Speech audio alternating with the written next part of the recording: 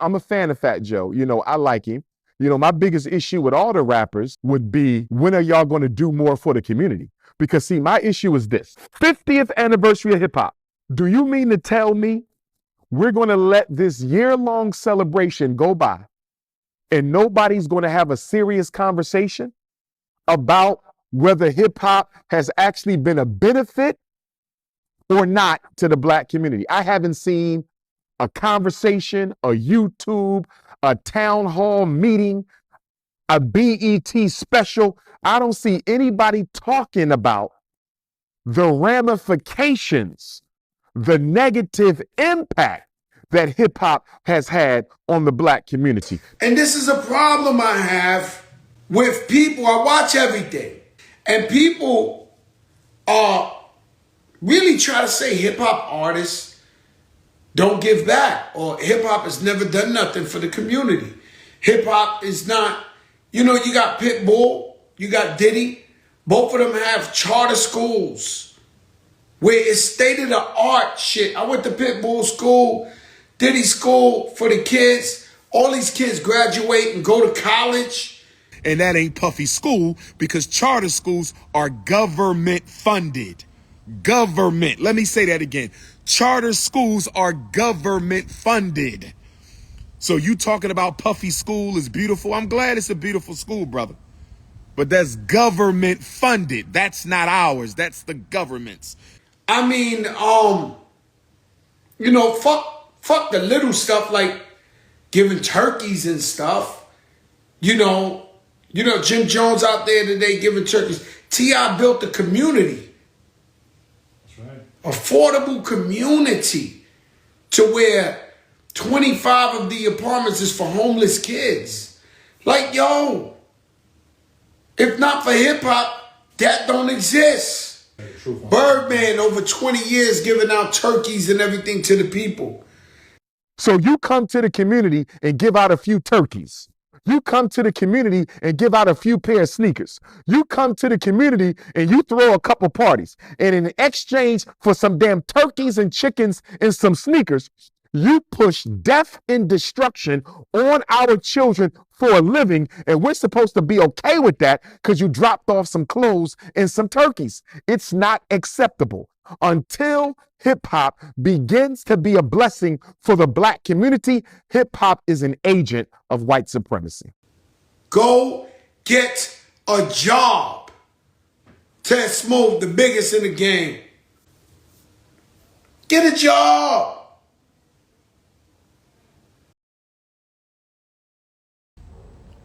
Brothers and sisters, let me say this to the hip hop community. And I'm going to say this to my brother Fat Joe in respect, because somebody sent me a clip of Fat Joe last night. I like Fat Joe. We ain't got no issues. Fat Joe, your rap name is Joey Crack, right? Your rap name is Joey Crack, right? What that crack part hitting for? Your rap name is Joey Crack. Respectfully, big boy, you my brother. Why you call yourself Joey Crack? Is that not glamorization of drug dealing? That's all I want to know. Now, you a real successful brother. You done did your thing. I'm proud of you, Fat Joe. We ain't got no problem. But your rap name is Joey Crack. Your rap name is Joey Crack. So when you say Joey Crack, are you not talking about crack? You was the dope boy at one time, right? You was the dope boy in the Bronx. Boogie down. Shout out to my boogie down Bronx Africans. You was the dope boy. And then you climbed up out of that lifestyle, right? Respect to you, and I salute to you. You climbed up out of that situation, my big brother Fat Joe. So if you climbed up out that situation, brother, and you no longer have to sell, risk your life or your freedom to sell, if you no longer have to sell that, you should no longer be calling yourself Joey Crack. That's all I'm saying, my brother.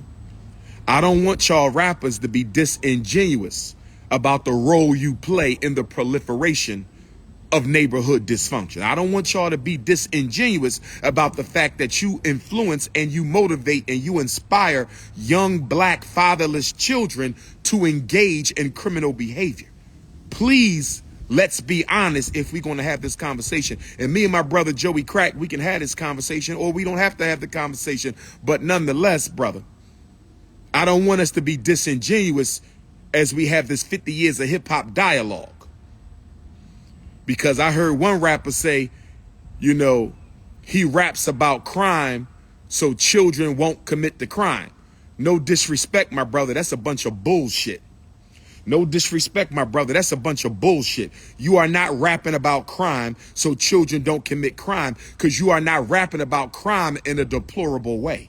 You are not rapping about crime in a analytical way. You are not rapping about crime in a critical way. You are rapping about crime in a glorified way. You are rapping about crime in a magnified way. You are rapping about crime in a glamorous way. You are not rapping about crime in a critical way. So we can't be dishonest. I just want y'all to be honest and say, listen, this is what we do, and we don't care how it impacts black folks. Because guess what? You are not alone. Gangster rappers are not alone. Gangster rappers are not alone in neglecting the black community. The black church does it every Sunday. The black church does it every Sunday. We give the black church $3 billion nationally every Sunday. Excuse me, $3 million. We give the black church $3 million nationally every Sunday. $3 million. Collectively, all 50 states, we give the black church $3 million every Sunday. No schools, no banks, no hospitals, no supermarkets, no distribution, no manufacturing, no employment at all. So the gangster rappers are not the only ones to blame. I blame all the black bourgeoisies. And by the way, gangster rappers, I know y'all think y'all in the hood and y'all might still be playing the hood, but y'all are members of the black bourgeoisie. I don't care if your pants sag. You are a part of the Negro aristocracy. I don't care if you smoke weed. You are part of the Negro aristocracy. I don't care if you wear Timberlands, Jordans, Air Force Ones. You are part of the Negro aristocracy. I don't care if you come into the hood to get your weed. Gangster rappers are members of the black bourgeoisie. Let's just keep it real. Because, see, they still dress like they in the ghetto, but they no longer in the ghetto. Nor do they care about the ghetto. So let me just make this clear right now. Gangster rappers are members of the black bourgeoisie. You Negroes are selfish elites. You are part of the gatekeeping elite of the black aristocracy.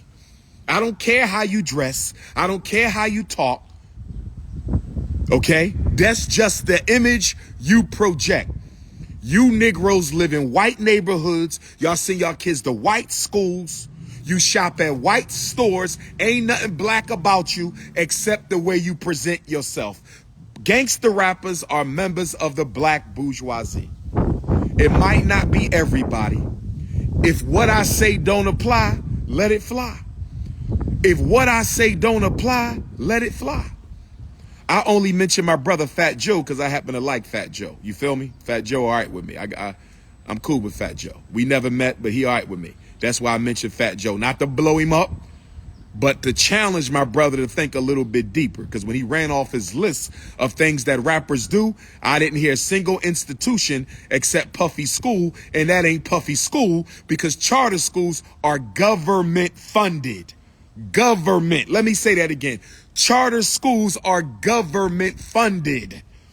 So you talking about Puffy School is beautiful. I'm glad it's a beautiful school, brother. But that's government funded. That's not ours. That's the government's. Now, let me close this out. Let me close this out. It's the pastors and the rappers. See, the problem with the hip hop community, you guys want to be the untouchables of the black community. That's the problem with the hip hop community. Y'all want to be the rainbow gang type. Y'all don't want nobody to be able to criticize y'all. That's where the gangster rap. Y'all believe y'all beyond criticism. I don't know who the hell told y'all that, but the gangster rappers, the hip hop community, they think they are beyond accountability. You're not beyond accountability. You will never be beyond accountability. So y'all can stop all that. Because some people say that they belong to the hip hop community, but they don't participate in the black community. That don't make no damn sense. The black community gave birth to hip hop. What do you mean you belong to the hip hop community, but you don't belong to the black community? You want to be accountable to hip hop, but you don't want to be accountable to black people. Anybody talking like that need to be put on the island and left there. See, we need to buy us an island. We need an island for Negroes, a Negro island where we can banish Negroes who are no longer productive to the black community. And I'm not just talking about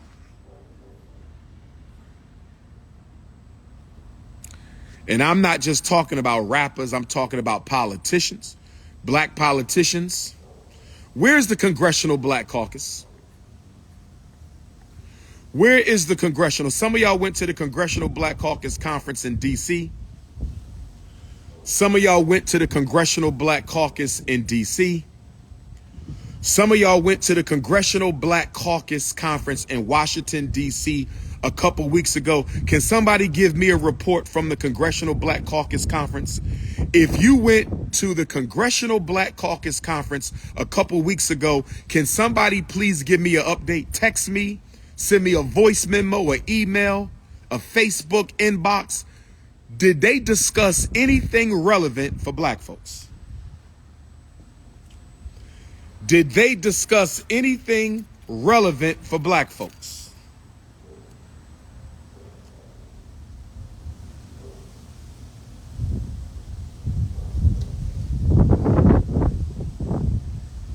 Yeah, the cobalt crisis in the Congo. I'm with you. The coltan, cobalt, titanium, cobalt. They got our children slaving so they can get that cobalt, that coltan for the iPhones. For the iPhones, Apple, Mac, some other companies.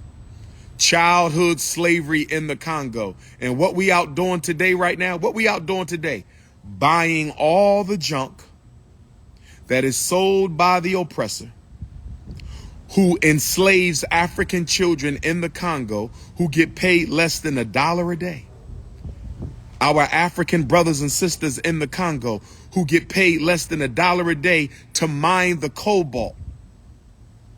To mine the cobalt so they can make the coltan that go into the cell phones, in the video games, in the iPads, in the tablets. Yes.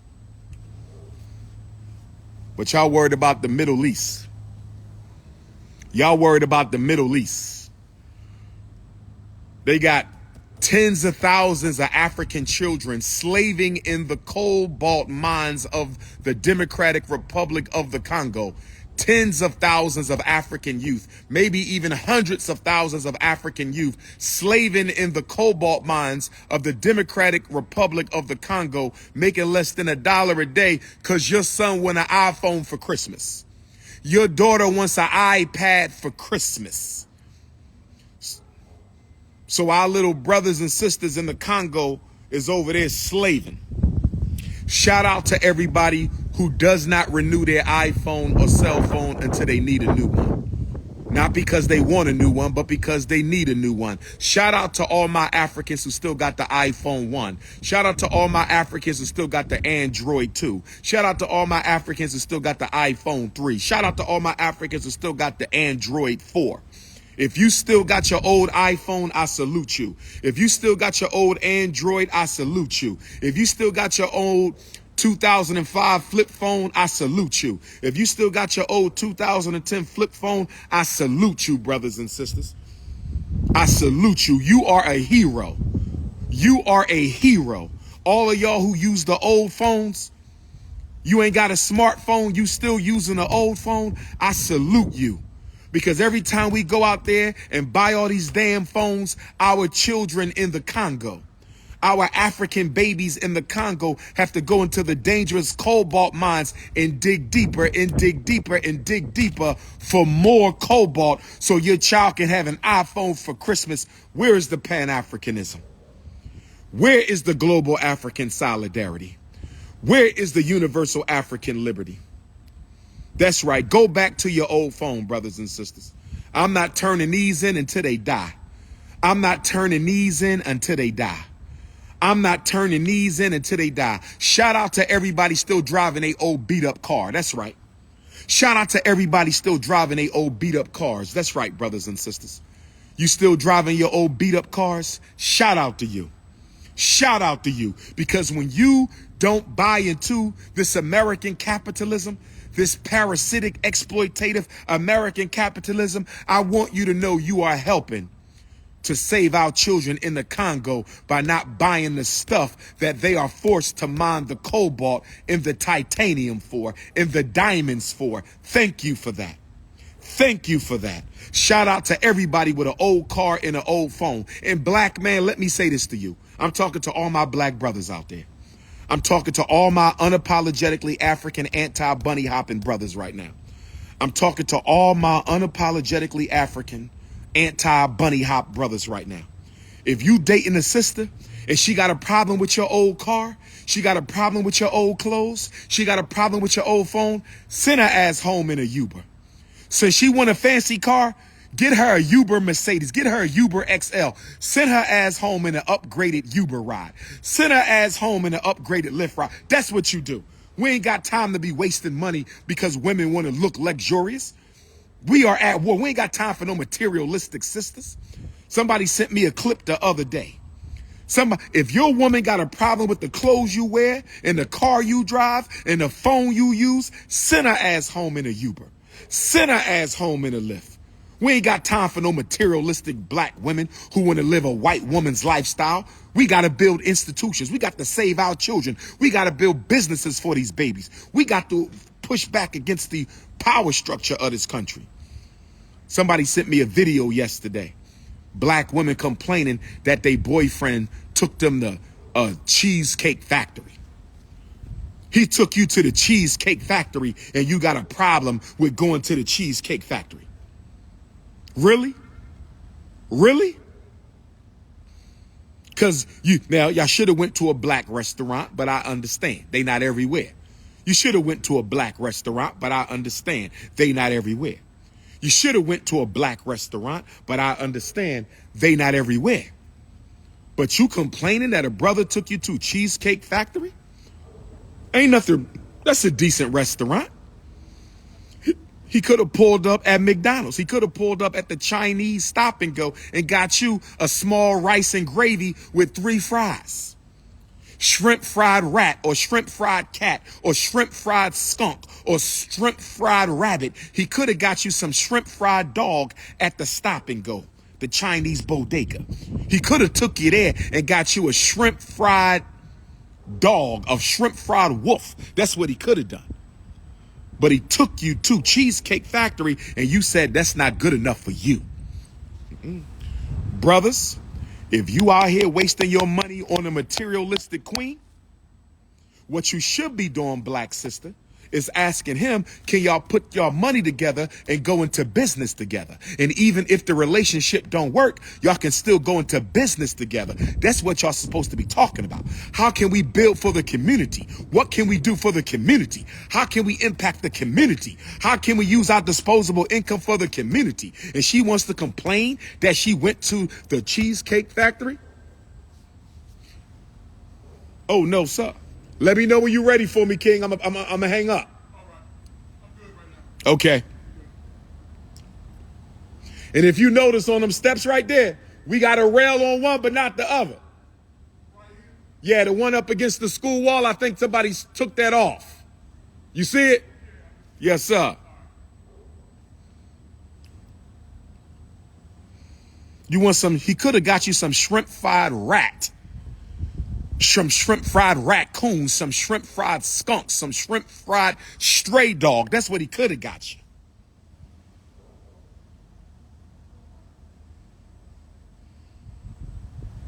I will never date a materialistic woman. I don't mind if she like a few nice things. I don't mind if she want to look nice. But all that, I got to have expensive labels on and all. No, I am not attracted to that type of woman. I can't stand a materialistic female. Brothers, don't get sucked into that.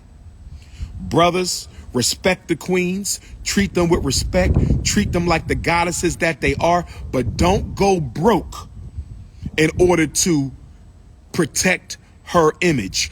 Don't go broke in order to protect her image. The next time a woman tells you you're not spending enough money on the dates or you're not spending enough money on her, tell her we should be investing in yourself, not in your body. We're supposed to be investing in your mind, not how you look. We're supposed to be investing in your life, not in what not the restaurant we go to or the clothes we wear or the car we drive. We got to get over that, Africans. I wish a woman would go live and complain that I took her to this restaurant or that restaurant. You got men out here who won't take your ass nowhere. You got men out here that won't take your ass nowhere. Somebody said there's nothing wrong with the finer things in life. Here you go distracting from the point that I'm making, just like a Negro. Just like a Negro. It's nothing wrong with the finer things in life. That's just an excuse for you not to do better. It's nothing wrong with the finer things in life. That's just an excuse for you not to do better. It's nothing wrong with the finer things in life. That's just another excuse for your lazy black ass to not have to do a little better. See, you don't want to be accountable. Nobody wants to be accountable to the collective, not the rappers, not the pastors, not the politicians, not the fraternities, the sororities, the Masons, community organizations, or regular everyday Negroes. Nobody wants to improve themselves for the people. Nobody wants to improve themselves for the people. Now, as far as the Jamie Foxx lawsuit and the Puffy and Cassie lawsuit and the Marcellus Wiley lawsuit and the Mayor Eric Adams lawsuit, the statute of limitations on accusations, the statute of limitations on sexual accusations is running out. The statute of limitations on sexual accusations is running out. It's running out. It's running out. And so sisters are trying to get as much money as they can get. And I want to say this to my black queens. Black women are more raped, trafficked, and abused than any woman in America. My African sisters are more raped, trafficked, and abused physically, sexually, and emotionally than any woman in America. So I would never dismiss, insult, make a mockery of, or trivialize the pain of the African woman. I would never do that to my American African sisters. I wouldn't do it to my European African sisters. I wouldn't do it to my continental African sisters. I wouldn't do it to my Caribbean, Central, or South American African sisters, my Australian African sisters, my Canadian African sisters. I will not trivialize abuse and sex abuse against black women. But you're not going to tell me it took you 30 years for you to come forward. You're not going to tell me it took you 30 years. You're not going to tell me it took you 30 years. You got abused at 19. And you coming back right before your retirement. I'm not buying it, sisters. I'm sorry. You got abused at 19, but you ain't telling until you're 50 years old. I'm sorry. I can't buy it. King Kong.